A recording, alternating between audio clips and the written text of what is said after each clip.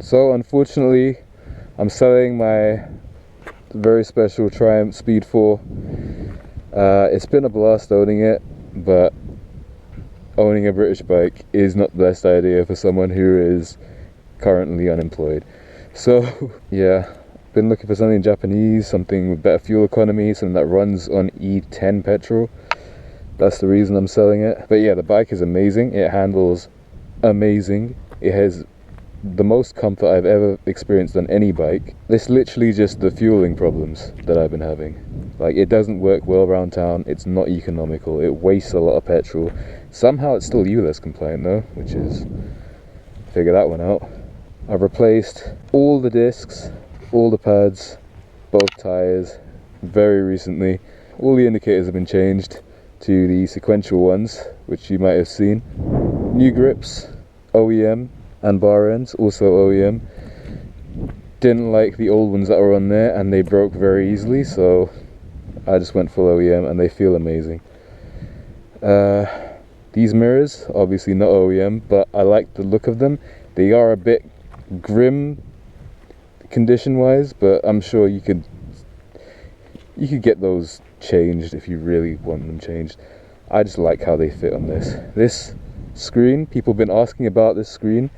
I'm pretty sure that screen is aftermarket and has just been bolted on, but I think it looks decent enough, and it kind of does deflect some wind, so I'm not going to change that. These headlights, I've put in the relays to make both of them come on at the same time, and I've also got full LEDs in there, so LED side lights and LED main lights. And yeah, it makes a huge amount of difference in terms of visibility. I've never been stopped for it. It's passed MOTs. They're very reliable. They're Philips Ultinon, I believe. Yeah, they're very good. My clutch lever, some of you guys might know, I did upgrade my clutch lever, but I swapped it back to the old one because I wanted the OEM mounting, and I kind of want to keep my other clutch lever just in case my next bike has a terrible clutch. These yellow fairings, the bike didn't have them OEM, I'm 90% sure. At some point in the bike's ownership, someone has changed those to yellow. The left one is cracked from a drop that I had.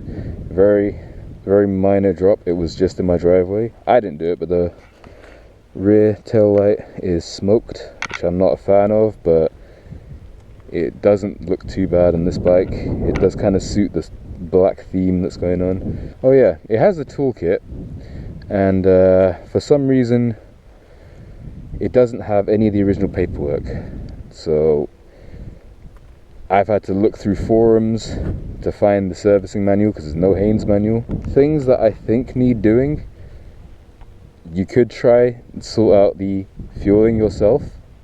I wouldn't bother. It's not that big of a deal if you don't live in the city.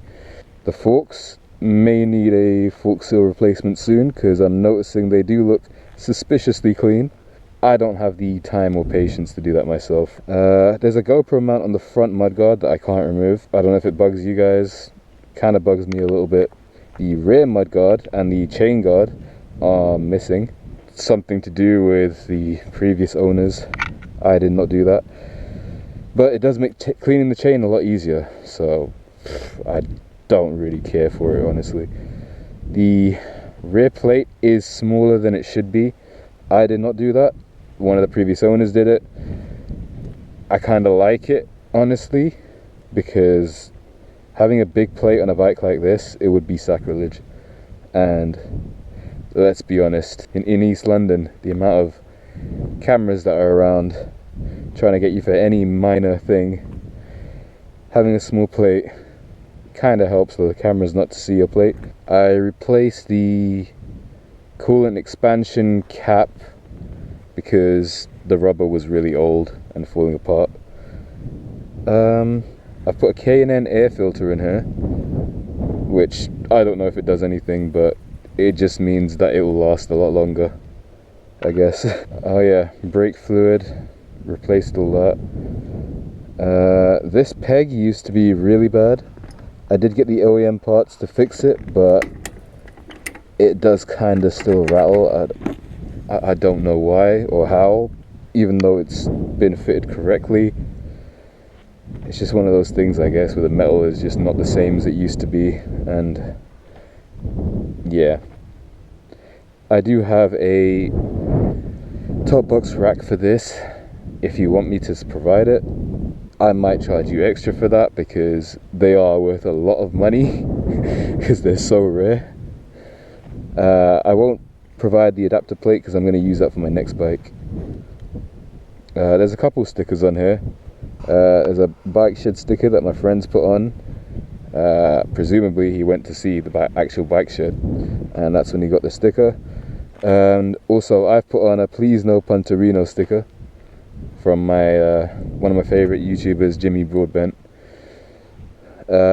Just a good luck charm, you know, please don't hit me. There are obviously, this being a 2003 bike, it's very, very old, been through many owners. There are a few things missing, like for instance, the clutch sensor doesn't seem to work.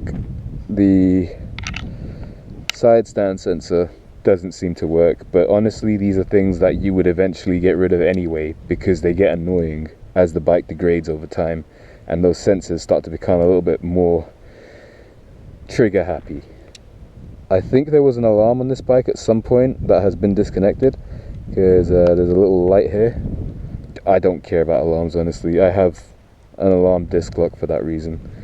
And all my friends that have had alarms on their bikes have said that it's a complete waste of money and it'll piss you off more than you'll actually get use out of it, which is true, because the alarm will only matter to the person who owns the bike. Anyone who's passing by is not going to give a single shit, and that's the bystander effect, unfortunately. As for what I've used it for, mainly commuting, as you've probably seen, and B-road blasting on the weekends. Nothing too special, no crazy motorway journeys on it, no touring, no track days. Yeah, I just didn't get around to it. I'd never had the money for it, so I didn't do it. I didn't get to ride it much this year. I did replace the battery because of that. Yeah, it's been really fun having this bike, and then really depressing not being able to ride it. Like I said, it's very bad on fuel. It gets about 40 mpg if you're good with it, which you're not going to be good with it because it will beat you up if you are. So yeah, it's a special bike, but having a special bike does come with drawbacks. For instance, when I'm riding around London, I'm scared to ride it in the winter salt grit and all that. I'm scared to ride it on gravel. I'm really scared to leave it parked anywhere, because obviously it's a Triumph, and it's a rare Triumph at that, so it could easily get stolen. I'm surprised it hasn't, considering the area I live in. But yeah, I guess I got lucky, and I've been very cautious with it too. I just thought, you know, since I've got an okay following now, some of you guys might be interested in giving me an offer for it, maybe. And considering it's such a rare bike, maybe one of you guys will have the opportunity to get it before it's gone. If I make this video in time, I probably won't, judging by my upload schedule. I think I've pretty much covered everything. I will cover this more in a review after I've got rid of it, after I've done my R125 review as well, which I've been delaying for God knows how long now. And I can show you what it's like for me to sit on. I'm 5'6", 28-inch inseam. I'm kind of short, and I have absolutely no problems riding this bike at all. It's stupidly comfortable. The suspension is amazing. There's just no faults with it at all, and I'm going to be really sad to get rid of it. Part of me really doesn't want me to make the listing, but the other part of me knows that it's time. It's time that I moved on to something a little bit slower, a little bit more practical, so I could go around this country, other countries, wherever, not have to worry about, oh, is it going to do typical British bike stuff? Is it going to have an electrical fault? Is it going to cost me way too much in petrol? Is someone going to steal it? These types of things. or am I going to crash it? A lot of things I want to do, I need a cheaper, more common bike that's also economical. So yeah, if you want to buy this bike, I'm going to put links to any link where I sell it. Like that could be Gumtree, Auto Trader, wherever. I don't know yet. All I know is that this bike, its journey with me has come to an end, and hopefully one of you guys will do it justice and keep it clean, keep it happy. You don't want to make it angry. I'm going to take advantage of this view and take as many pictures as I can for my Instagram, which you should also follow me on.